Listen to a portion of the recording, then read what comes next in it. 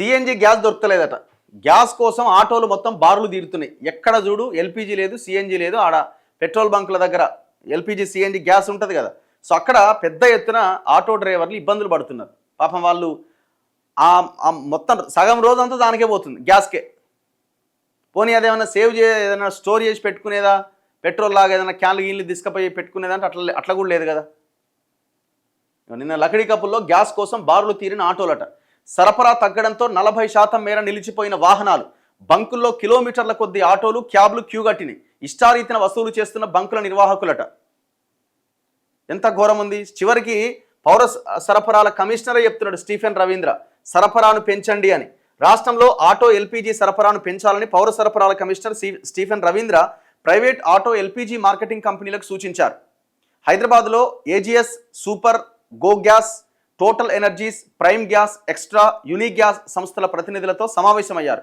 రాష్ట్ర వ్యాప్తంగా ఉన్న 110 గ్యాస్ బంకుల్లో దాదాపు 80% ప్రైవేటు కంపెనీలకే ఉన్న నేపథ్యంలో ఎల్పీజీ దిగుమతి పెంచాలి అని ఆదేశించారు. ముఖ్యంగా హైదరాబాద్లో గ్యాస్ సరఫరాను మరింతగా పెంచాలని, విఫలమైతే కఠిన చర్యలు తీసుకుంటామని హెచ్చరించారు. మరి ఆ మొత్తం ప్రైవేటోడు అయినప్పుడు, ఆ 80% ప్రైవేట్ కంపెనీలు అయినప్పుడు ఎందుకు పెంచట్లే?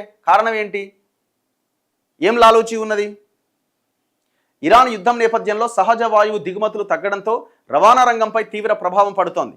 రాష్ట్రంలో కంప్రెస్డ్ న్యాచురల్ గ్యాస్ సిఎన్జి వినియోగం రోజుకు దాదాపు 4 లక్షల కిలోలు ఉన్నట్లు అంచనా.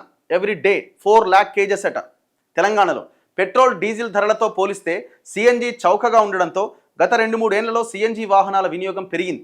ఆటోలు, క్యాబ్లు, ఫుడ్ డెలివరీ వాహనాలు నడిపేవారు కూడా సిఎన్జి వైపుగా మొగ్గుతున్నారు. రాష్ట్రంలో సుమారు 150 బంకుల్లో సిఎన్జి అందుబాటులో ఉంది. ఒక్క హైదరాబాద్లోనే సిఎన్జి వాహనాలు 1.5 లక్షలకు పైగా ఉన్నాయి, అంటే 1.5 లక్షలు ఉన్నాయట. ప్రస్తుతం గ్యాస్ కొరత కారణంగా రాష్ట్ర వ్యాప్తంగా 35 నుంచి 40% సిఎన్జి వాహనాలు నిలిచిపోయినాయి.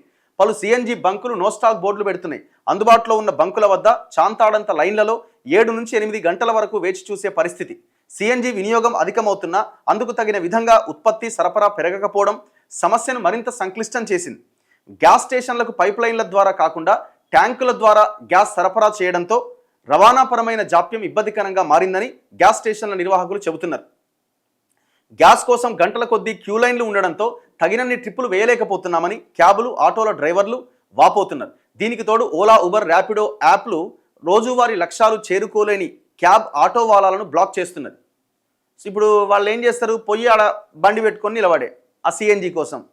చివరికి టార్గెట్ రీచ్ అవ్వాలి కదా, టార్గెట్ రీచ్ అవ్వకపోయేసరికి వాళ్ళ అకౌంట్ క్లోజ్ చేస్తున్నారట. టోటల్ వాళ్ళ ఉపాధి మీదనే దెబ్బపడుతున్నది.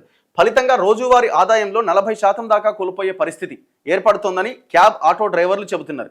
యుద్ధం మొదలయ్యాక సిఎన్జి ధర కిలోకు 30 నుంచి 50 వరకు పెంచి వసూలు చేస్తున్నారని ఆరోపిస్తున్నారు. తక్షణమే గ్యాస్ కేటాయింపులు పెంచి ధరలు నియంత్రించాలని ప్రభుత్వాన్ని కోరుతున్నారు. దాని తర్వాత ఈ ఫుడ్ డెలివరీ యాప్లు కూడా, ఈ జొమాటో కానీ, స్విగ్గీ కానీ, ఉబర్, ఓలా ఇవన్నీ కూడా రేట్లు విపరీతంగా పెంచేసినాయి. అంత ప్రైవేట్ వ్యవస్థే కదా, ఇష్టం వచ్చినట్టుగా రేటు పెంచేసినాయి. ఉన్న డిమాండ్ని దృష్టిలో పెట్టుకొని డెలివరీ ఛార్జ్, సర్ఛార్జ్, ఆ ఛార్జ్, ఈ ఛార్జ్ అని కుమ్మి పడేస్తున్నారు. సో తక్షణమే దీని మీద ప్రభుత్వం రివ్యూ చేసి ఈ సమస్యకు పరిష్కారం చూపించాల్సిన అవసరం ఉన్నది.